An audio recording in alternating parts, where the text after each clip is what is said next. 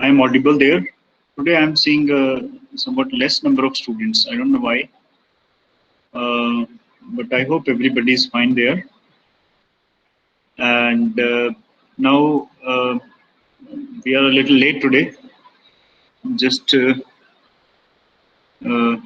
without wasting time, now let us begin with the remaining part of what we were discussing yesterday. I hope my voice is clearly audible there, and the screen is also available on your mobile phones or on your end. Okay, the screen is clearly visible. Fine, very good. So, meanwhile, you can also sign your attendance by typing in your roll number into the chat box. So, yesterday, what we have discussed is that this is another way of writing diffraction condition in reciprocal space. Delta K equal to G refers to the diffraction condition in the reciprocal space. So now we shall be trying to explore some aspects or further conceptual. Diksha is joining now. Okay, anyway. So we will be trying to see some applications, how this reciprocal space description of diffraction condition can be related to something in real space lattice, and what other possible meanings are there which can be assigned to this. Divakar, Diksha, why you are joining late today? Extra late. Make sure you join class timely. Okay. So let us try to see some interpretations of this equation in reciprocal lattice, rather the diffraction condition in reciprocal lattice. So this delta K equals G represents the diffraction condition. And this can also be written in this form. Why? Because what is delta K is nothing but K dash minus K. This is a vector equation, right? So delta K is K dash minus K. So I can equally well write this equation to be like this: K plus G equals K dash. Is this clear? I hope it is fine. Now we can take square on both sides. What is the meaning of square here is taking dot product. This is a vector. This is a vector. So taking dot product of this vector with itself, right? That is nothing but the square of the vector. So similarly on right hand side, we have kept k square. Now you will ask, it was k dash. Why not k dash square? Because k dash dot k dash is square of magnitude. I mean, dot product of a vector with itself is equal to square of its magnitude. And we are dealing with the elastic scattering, correct? So there is no change in wave vector. That is why it is k square. And what will this equation be? This equation will be k square plus g square plus 2k dot g, right? That is how to take a dot product, square of any vector, sum of any two vectors. So k square cancels on both sides. So finally what we are left with is 2 into k dot g plus g square is equal to 0. I hope you are comfortable with this equation as well. Now this same thing can be written in this form as well. Now you will be a little surprised to see why we have taken g square to the right hand side and not even made it minus g square. Because as per the routine mathematics, we know that if anything goes to the right hand side of an equation, this will be minus of that thing, right? There will be minus with that particular number. Here it is not done, because what we are assuming here is, suppose we have some given wave vector for incident X-rays, reciprocal lattice vector, which satisfies the diffraction condition, right? As per this equation, because we have arrived from here to here. Now, if G is a reciprocal lattice vector satisfying diffraction condition, then minus G will also satisfy the diffraction condition, because G is a general vector in the reciprocal space.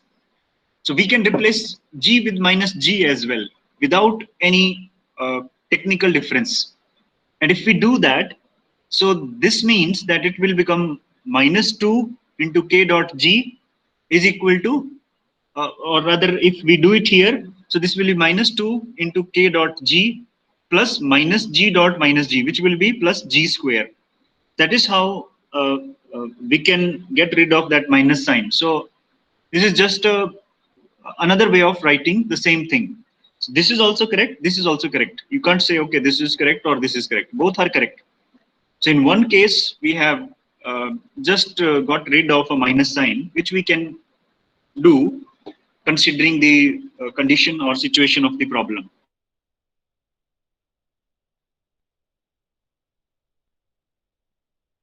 I hope this part is clear. Is there any question from this part? There may be possible confusions. If there are any, please let me know. If it is clear, then I will proceed further.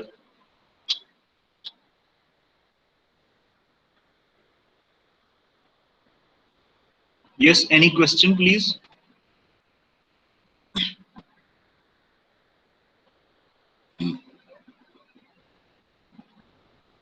Fine. If there are no questions, now let us try to uh, obtain what you call Bragg's law in real space from this condition. So we know G vector. What is G vector? G vector is equal to something like this. Let us say H, K, L are certain integers.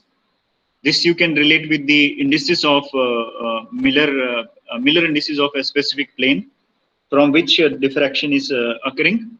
So what is G vector is? In general, this is like, okay, H B1 plus H K B2 plus L B3, where B1, B2, B3 are what? Reciprocal lattice vectors.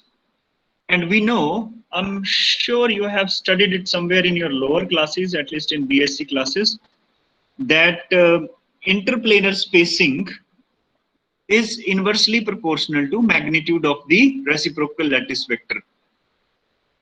Or I think when you were taught maybe somewhere in your lower classes regarding reciprocal lattice, then how we used to define reciprocal lattice, a point in a particular direction that used to come from or along a direction perpendicular to the planes, and the separation of the lattice point will be 1 over d times the 1 over d times the length, correct, in the reciprocal space. So G vector is equal to actually 2 pi by d. So same way, what we can prove is that d is equal to 2 pi by g. I hope you are able to recall this.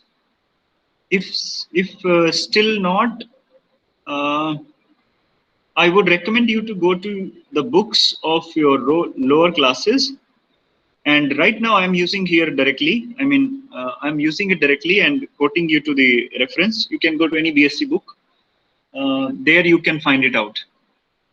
So basically, interplanar spacing for a particular HKL direction is equal to 2 pi by magnitude of the reciprocal lattice vector in that direction. Or how you can understand reciprocal lattice vector. This is another way of relating real space and reciprocal space lattice vectors. So basically, in a crystal, you have many planes, like it may be 100 plane, 110 plane, 111 plane, 121 plane. Different kinds of planes are possible. So accordingly, we have for a three-dimensional crystal, we have a three-dimensional reciprocal lattice. So in three-dimensional reciprocal lattice, where the lattice points are going to appear, they also are related to the interplanar spacing in that direction. So basically, if you are using, say, one-dimensional case, okay, let me try to clear it a little bit. Maybe from the previous slides. Maybe this is a better way. Suppose we have a set of planes in a crystal. This is some specific set of planes. So what is the interplanar spacing? That is D, correct? interplanar spacing in this case is D. Now, what is our real space lattice actually is set of atoms repeating this direction, in this direction. I mean, these are atomic planes as well, but periodicity which is being used here for X-ray diffraction is D. Means this is the periodicity which is being used for deriving the X-ray diffraction condition. So periodicity is in this direction. So we can assume this to be a one-dimensional lattice, something repeating after a distance D along this direction. We can say vertical direction. Now, what will be the reciprocal lattice for this vertical direction real space lattice having lattice point separation D? That will be 2 pi by D. I mean, one point at 0, then other at 2 pi by D, 4 pi by D, 6 pi by D, and so on. Similarly, to the negative side.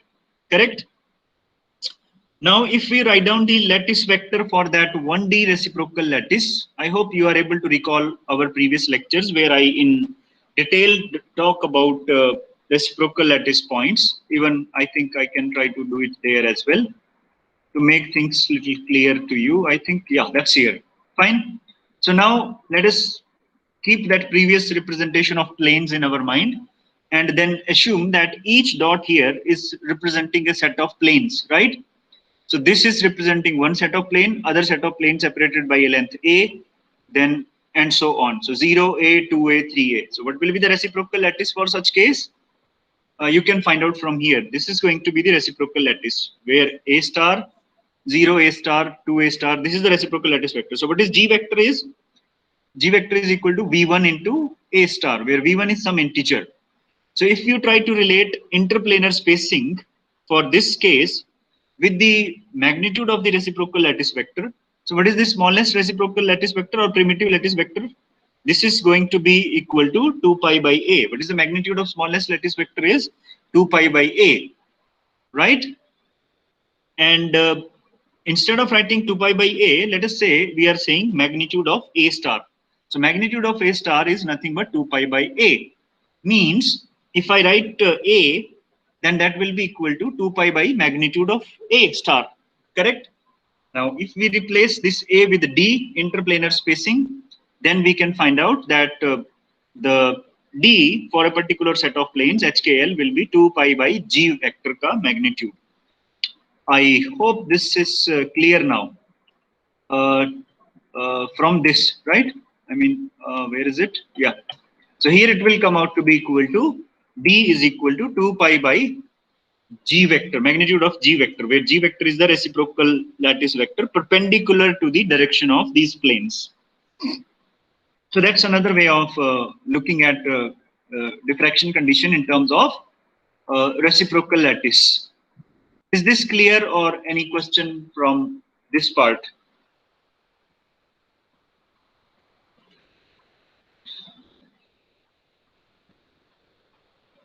Is this okay or any query? Am I audible there or you all have put all your phones on table and left the class? Am I audible there? Fine. Okay, who all is present? Let us see.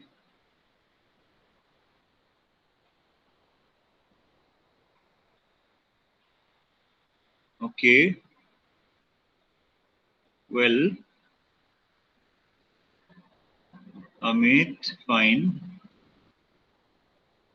Who all came? Okay, let me see who all put their response. Uh, uh,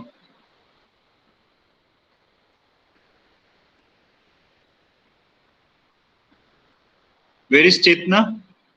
Is it okay?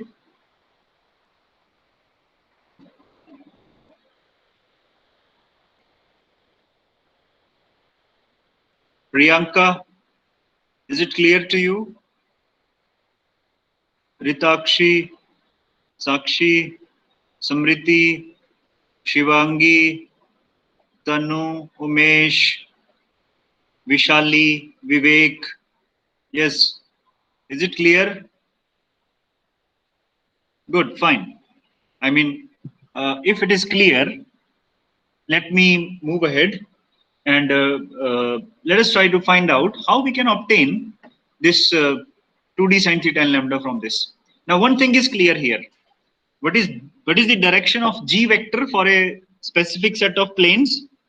So one important thing is that for a particular set of planes, there is a unique reciprocal lattice vector, isn't it? Because for a particular set of planes, there is a unique perpendicular. So accordingly, we can say for a particular set of planes, there is a unique g vector. So, and well, or other way we can say g vector is perpendicular to the particular set of planes. So if we are talking of 100 peak, then g vector is a vector perpendicular to 100 plane. If we are talking of 111 peak, then g vector is perpendicular to 1111 plane. Correct? 111 plane. Well, so if we now come to this definition of diffraction condition, we can substitute the values here. What is k vector? K vector is 2 pi by lambda. That's the magnitude. And g vector is perpendicular to actually plane, a particular set of planes. So for g vector, what he has written, okay, fine. So this equation will be 2 into magnitude of k into magnitude of g into angle between k vector and g vector. Correct? Let me repeat. This will be left hand side will be 2 into magnitude of k into magnitude of g into sine of angle between them. So now what is sine of angle between k vector and g vector? If you refer to this figure, yes, this figure. Now this is k vector. K vector is direction of incident beam, isn't it? Because k vector is representing direction of incident beam of X-rays. G vector is a vector perpendicular to set of planes. So this is g vector. Now we are taking 2 k dot g. So this is 2 into magnitude of k into magnitude of g into cos of angle between them, isn't it? Cos of angle between them. But we have written sine of angle there. Now, can anyone help me understand why it is a sine of theta, not cos of theta? Yes. Anyone from the audience? Why it is a sine of angle, not cos of angle? Cos theta.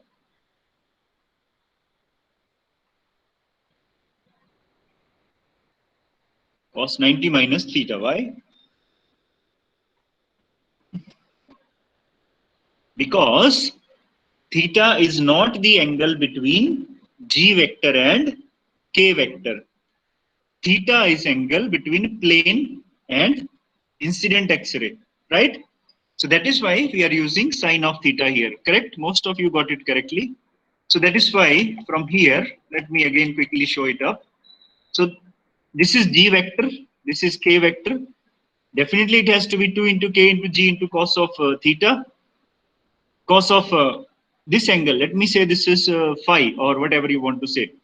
Then if we want to get things in terms of this, I can then write down in terms of this using 90 degree minus theta, and that will give you this form. Correct?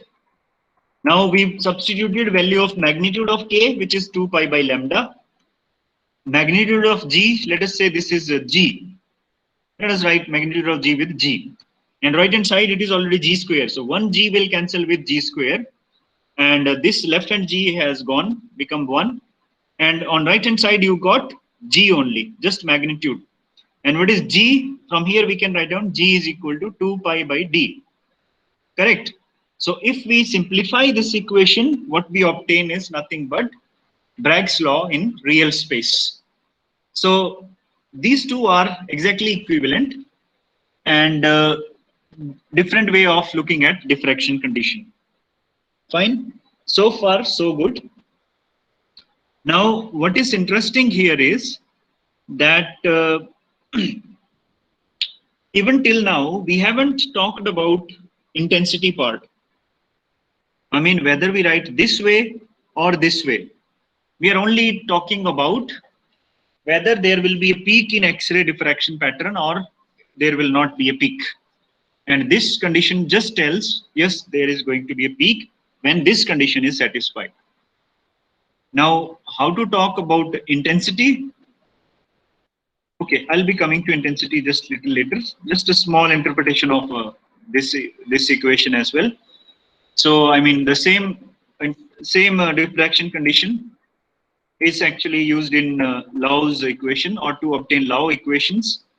What does Lau's equation says? I mean, if we begin from here and then we take or multiply this equation with the real space primitive lattice vector, say A1, A2, A3, suppose these are lattice vectors. Then if I take a scalar product on both both sides of this equation, it will be A1 vector dot delta K vector will be A1 vector dot G vector. And I hope you know what is the G vector. G vector is something like this, correct? If I multiply it with A1 vector, what will be the answer? That will be in this case H, because A1 dot B1 is 1, 2 pi into del Ij. I hope you remember that relation. So this will be 2 pi into H. All these terms, A1 dot B2 will be 0, A1 dot B3 will also be 0. So this will be 2 pi H. In this case, this will be 2 pi V1. This is one and same thing. I mean, somewhere he is using integers with the H. KL, somewhere is using integers with V1, V2, V3. So that's equally well. I mean, the interesting thing is that A1 dot delta K is equal to 2 pi times some integer. Or we can say this is some constant on right hand side. Same is the case with other equations. So this equation, or this set of equations, is called Lau equations. And these set of equations are applied or used in Laue form of obtaining X-ray diffraction of any crystal. So Laue pattern is also very helpful thing to understand X-ray diffraction pattern of any particular crystal. So I will be I mean, it's not here in this slide. So maybe in coming class, we will be talking about this. So for now, let us keep in mind that how we can get Laue equation. So they just comes from basic diffraction condition in reciprocal space. Quite simple. Now let us come to the amplitude part, means intensity part. How to talk about intensity.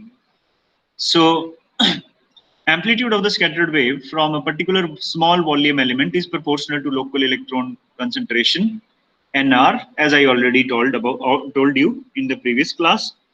It is also proportional to the volume of that small volume element. Of course, proportional to the phase factor. We already discussed this, so I don't need to get into this again. This can be rewritten in this form. I mean, delta K, already done in the previous class. Now, for a case when we have n unit cells which are participating in X-ray diffraction pattern, because you are incidenting X-ray on certain volume of the crystal. So, of course, there are large number of unit cells which are interacting with the X-rays in the experiment. So, if there are n unit cells which are participating in X-ray, then under the diffraction condition, which is this one, we can write down the expression for this amplitude in terms of unit cell. So remember here the integral was over whole volume of the crystal which is interacting with X-rays. Now here the integral has changed to the over the volume of the unit cell. So now what we did is, suppose we are assuming there are n unit cells participating in X-ray diffraction. So the contribution from each unit cell will be this one. And if there are n unit cells, then contribution to the scattered wave amplitude will be n times contribution from the each unit cell. And how this G came into picture? This came from the diffraction condition, that is delta K replaced with G. So this is actually the condition for maxima. So this is representing the scattering wave amplitude for the maxima appearing in the X-ray diffraction pattern. Now this we can write down to be equal to n into Sg, where this integral is called SG, or we can call this integral as structure factor. So structure factor is a very important parameter to determine X-ray diffraction obtained from any crystal. So from where structure factor is coming? It is coming from the information in the unit cell. Now you should be able to appreciate how the detailed structure of the unit cell is helpful in determining the intensity. So the intensity of the peak actually is determined by the constituents of the unit cell, and location of the peak on 2 theta axis, or where the peak will be observed, depends upon the lattice. I hope you are able to understand what I'm saying. Means where the peak will be located comes from lattice, because diffraction condition can be obtained without bothering about the basis or detailed uh, constituents sitting in the unit cell. Delta K equals G. So here we have K and G is something coming from the reciprocal lattice, which is nothing but coming from real lattice. So the condition for diffraction depends only on the lattice. And how will the peak be? What will be the intensity of the X-ray at that position is determined by the detailed or the nature of the constituents present in the unit cell. So internal structure of the unit cell will decide what will be the intensity of the peak, and the lattice will decide where the peaks will be observed. Is this clear? I hope it should be straightforward. I mean, it should be clear, but still, is there any question from this part?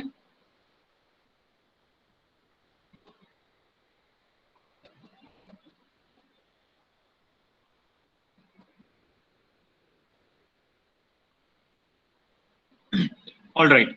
If there are no questions, then let us talk about structure factors further in detail. So this is what is called the structure factor. Structure factor is nothing but integral of electron density over unit cell, and this is your phase factor. I mean, e raised to the power is not phase factor as such, it is the diffraction condition, you can say. Now let us come to the basis part, that how does the basis decide intensity? Because what is crystal? It is lattice which decides where the peak will be observed, plus basis. I mean, crystal structure is lattice plus basis. So lattice part tells where the peak is observed. The basis part tells what will be the intensity of the peak. Now let us move to the basis part. I mean, how we can actually get the intensity. We will discuss some simple examples first to understand things. So electron concentration at a particular point in the unit cell can be written as the superposition of electron concentration due to all atoms in the unit cell as follows. We can write down, I mean, NR is representing electron density at particular point in the unit cell. Now, what is that electron density coming from? It is coming from various atoms. Suppose you have a sodium chloride crystal. Then you have a FCC lattice, and basis is made up of sodium and chlorine atom. So sodium atoms are suppose sitting at 0, 0, 0, then chlorine atoms are sitting at half, half, half. I hope you remember that. You can take half, half, half, or even half, 0, 0, something like this. So there are different ways of choosing locations of basis atoms. All are equivalent. So now one sodium atom is sitting at 0, 0, 0, and suppose chlorine atom is taken at half, half, half.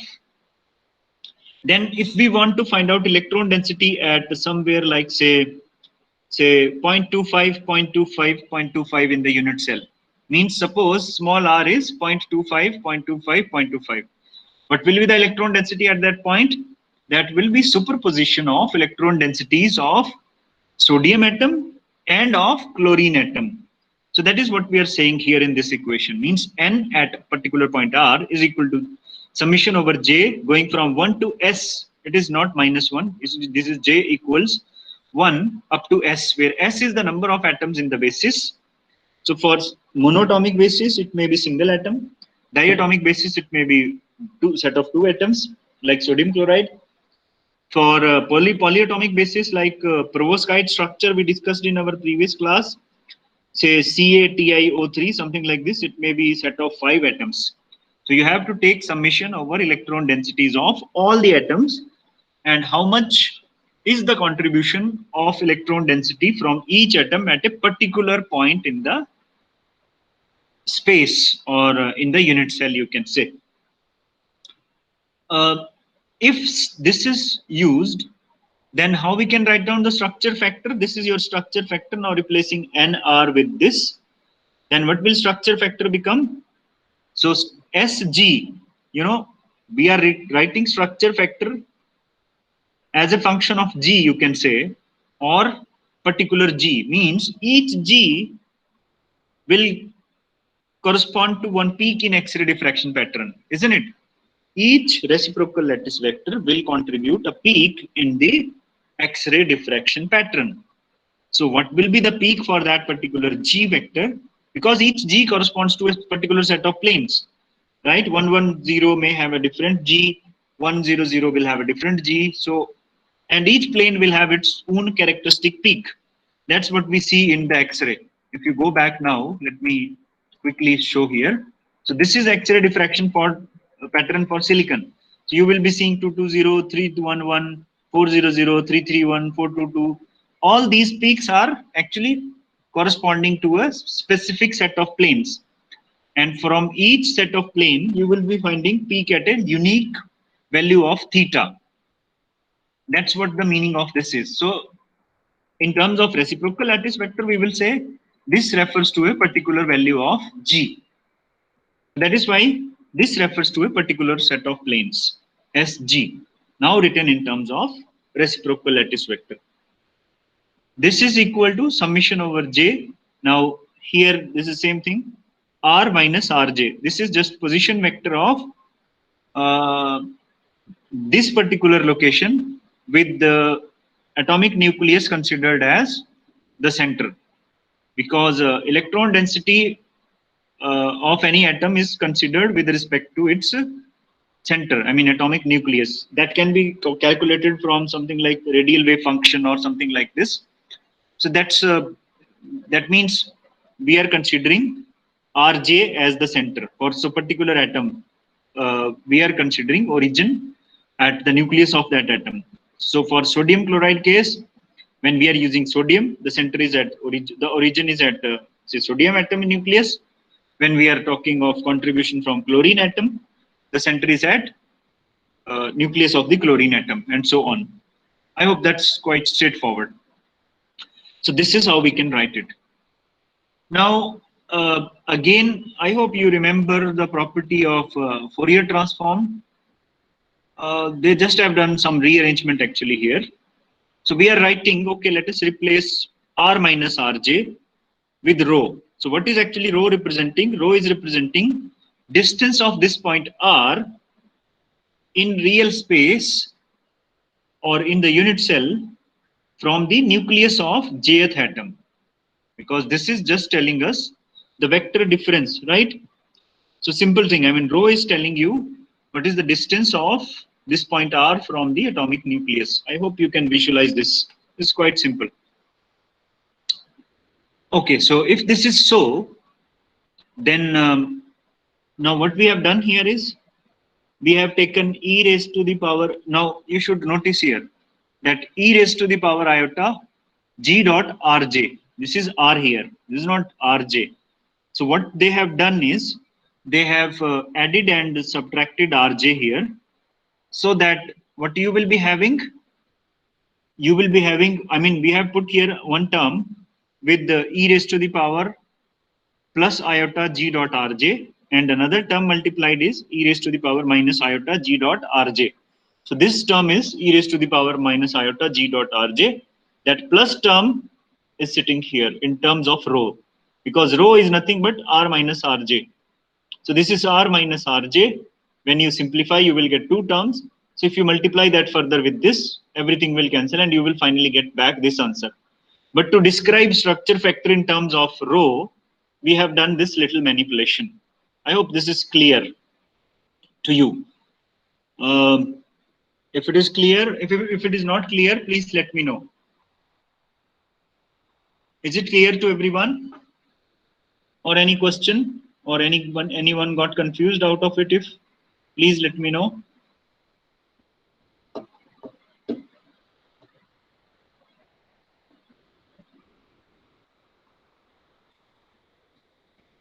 Okay, fine. So if it is okay, then then we can define. So this was your structure factor Sg. Now we are defining another important factor called atomic form factor. So this integral part, this dv nj rho e raised to the power iota g dot rho is called atomic form factor. So Fj. So if we define this, why it is called atomic form factor? Because the value of this integral depends upon the electron density of a particular atom, say jth atom. So each atom has its own specific atomic form factor. So that is why it is called atomic form factor. And if we write structure factor in terms of atomic form factor, we can write down Sg is equal to summation over j Fj e raised to the power iota g dot Rj. Correct? Now let us try to understand the physical interpretation of this structure factor.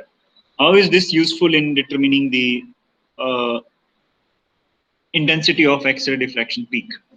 So this is your structure factor. This is your atomic form factor. Let us now write first a general expression.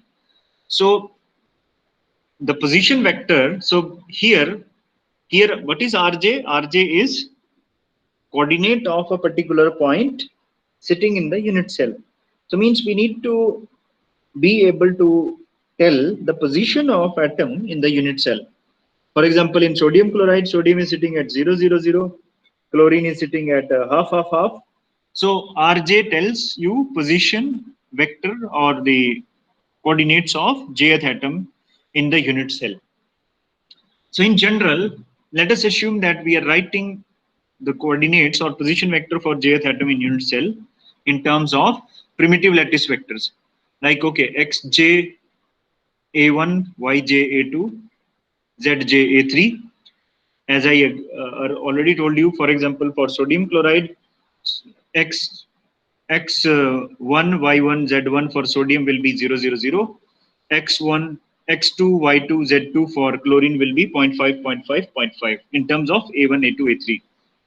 Similarly, if you talk about CaTiO3, then calcium atoms may be Cx1 xy1 z1 at 0, 0, 0 all. Titanium atoms at half, half, half, means x2 y2 z2 is half, half, half. Similarly, x3 y3 z3 for one of the oxygen atom at half, half, 0, and so on. So this is what this number is telling you. If we take the dot product of G with this, we know what is G vector. We know now what is R vector. If we take the dot product, this is what you are going to get, where X, J, Y, J, Z, J are the fractional coordinates of the atoms in the unit cell.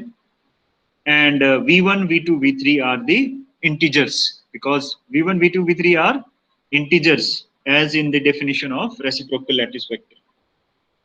Therefore, the structure vector structure factor for a particular set of integers, you can also call them to be HKL, indices of a particular plane. Here they have written V1, V2, V3, so that's okay. Don't confuse. I mean, both can be interchanged. So this is equal to, this is a general expression for structure factor. Summation over J, Fj, e raised to the power minus 2 pi iota V1 xj V2 yj V3 zj. Correct? So in general, that is how a structure factor looks like. Now let us try to understand structure factor in some specific context. Let us apply this for BCC lattice. So for BCC lattice, let us assume we have a monoatomic basis, means we have only one atom corresponding to each lattice point. Let's not go to the complex case of something like sodium chloride or cesium chloride, which is simple cubic. So we are taking simple example of monoatomic basis BCC crystal. So you have only one atom associated with each lattice point. So if we are assuming the cubic conventional unit cell, then one atom is present at x equal to 0, y equal to 0, z equal to 0, that is 0, 0, 0. And where is other atom present in conventional unit cell? At half, half, half. Correct? So means x1, y1, z1 is 0, 0, 0, and x2, y2, z2 is 0.5, 0.5, 0.5. So what will this expression become for that case? This will become S V1, V2, V3 is equal to F. So we have two terms here actually. One term for j equal to 1, other term for j equal to 2. Now since atoms are exactly identical, so F1 is equal to F2. Means structure factor for both atoms is same because both are exactly the same atoms for a BCC lattice. Therefore, we are replacing F1 and F2 both with F. And what will first term give you when x1, y1, j1, z1 are 0? Then this whole term is 0. So this is e raised to the power 2 pi iota into 0. So e raised to the power 0. What will that give you? 1. And what will second term give you when x, y, z all are half, half, half? So we will be getting this 2 will be cancelling with each half sitting here. So e raised to the power minus iota pi v1 plus v2 plus v3. Is this clear?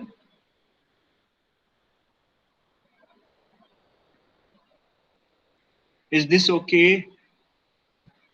Okay. So what is the physical significance of this analysis? That if we consider your BCC structure or BCC crystal, some crystal having BCC structure with monatomic basis, then we can write down this is your structure factor. Now you will be realizing from here, I hope you remember the property of this exponential function e raised to the power iota n pi x. This is cos of n pi minus iota sine n pi, right? This is what exponential function is. So whenever n is 0 to 4, even integer, then this is plus 1. When this n is odd, then this is minus 1. So here what we can say that if this term actually v1 plus v2 plus v3 is a odd integer, then this term will be minus 1. Correct? And if this term is minus 1, structure factor is 0. Because 1 minus 1 will be 0. So structure factor for BCC case is 0 when this term is odd. Sum of the indices is odd, this will be 0. And if v1 plus v2 plus v3 is even, then this is 2f. Means you will be finding peaks in BCC structure for only those planes for which the Miller indices, the sum of Miller indices is odd integer, or sorry, even integer. If it is odd, there will be no peak. If it is even, then there will be peak.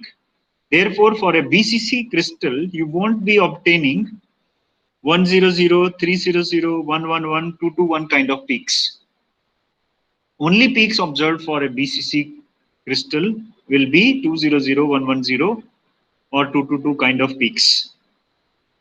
So this is something, a very important result. So that is where people actually realized that cesium chloride structure. I hope you remember that cesium chloride structure. There is a very interesting thing here. For BCC, we shouldn't get certain kind of peaks. But when you, where is that cesium chloride structure? Is it available somewhere? I thought I had shown it to you. I think, no. Oh, we didn't discuss cesium chloride structure. It's very strange. That is a very important structure. Yes.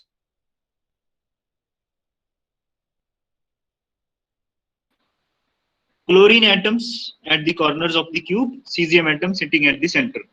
This looks like BCC structure, right?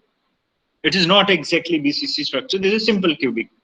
So, I mean, but the X-ray diffraction peaks comes in such a way that those peaks doesn't cancel exactly. I mean, what you should find out that if 100 peak should not be there, or say 111 peak should not be there.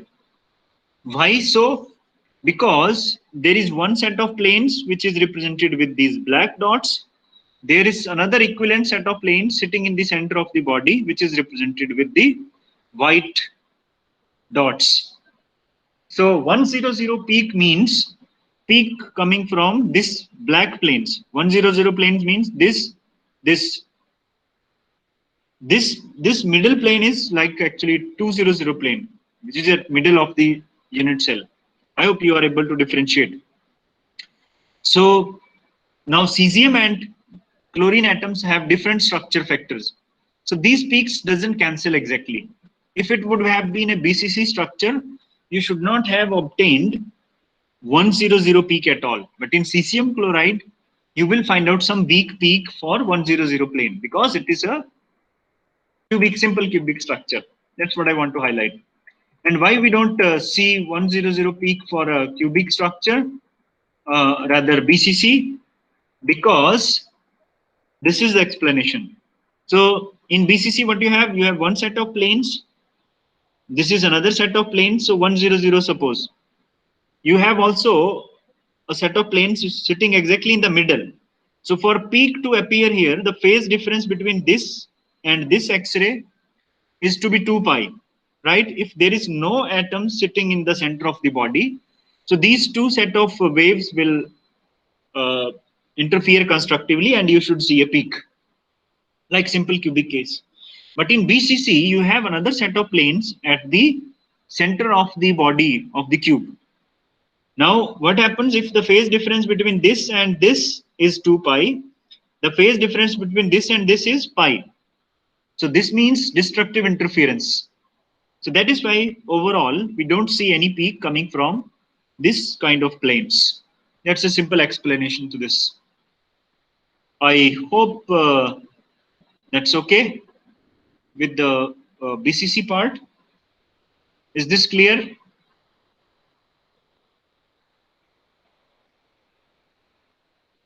Is this fine?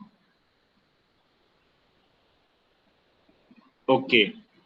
Now, okay, I mean, since we are running out of time, I leave it to you. By tomorrow, you come with this as a homework. You have to calculate structure factor for FCC lattice and discuss its physical interpretation as well. So I leave it to you. Fine. Now, rest I will be discussing in the next class. Fine. Is there any question from overall lecture today? Is there any question from overall lecture today?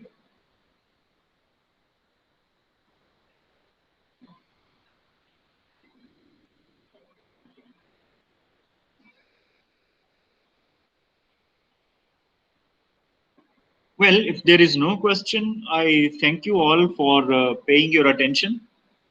And thank you very much for today's class. Let us meet tomorrow in the next class. Thank you.